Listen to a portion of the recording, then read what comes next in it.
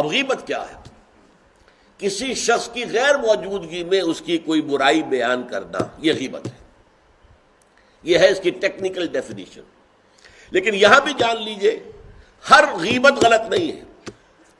بس اوقات ایسا ہوتا ہے کہ آپ کا کوئی بھائی ہے، وہ کہیں رشتہ کرنا چاہ رہا ہے اور وہاں کے بارے میں آپ کے پاس کوئی معلومات ہے ایسی جو اس بیچارے کے علم میں نہیں ہے، اور آپ اسے بتاتے ہیں کہ بھائی وہاں یہ معاملہ ہے، ذرا سوچ لو. تو اس میں در حقیقت غیبت نہیں ہے، بلکہ یہ اپنے اس بھائی کو کسی برائی سے بچانے کی کوشش ہے. اس میں اس کے ساتھ نصح اور خیر خواہی کا جذبہ ہے، نہ کہ ان کو بدنام کرنے کا جذبہ. اگر کوئی سبب ہے ہی نہیں اور آپ بیان کر رہے ہیں تو یہ غیبت ہے.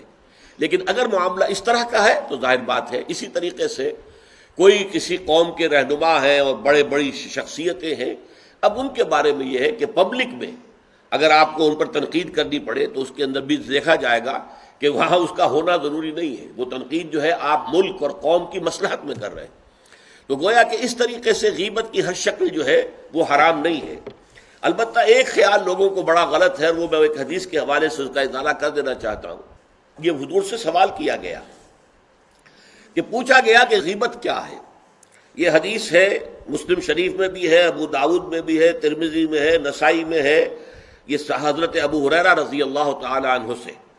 اور امام مالک نے ایسی ایک حدیث جو ہے موطا میں مطلب بن عبداللہ سے جو ہے روایت کی ہے.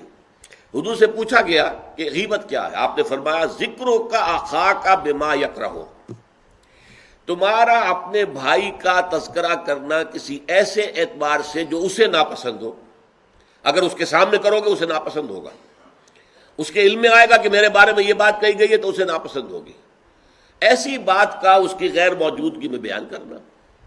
اب قیلا کہا گیا، سوال کیا گیا، افرأیت کہ حضور آپ ذرا غور کیجئے، ان کان فی اخی ما اقول، اگر میرے بھائی میں وہ شے واقعتاً موجود ہے جو میں کہہ رہا ہوں تو کیا اس صورت میں بھی غیبت ہوگی؟ قال، فرمایا حضور نے، غور سے سنیے، ان کان فیہ ما تقول فقد اغتبت ہو، اگر تو اس میں وہ برائی ہے جو تم کہہ رہے تو تم نے غیبت کی.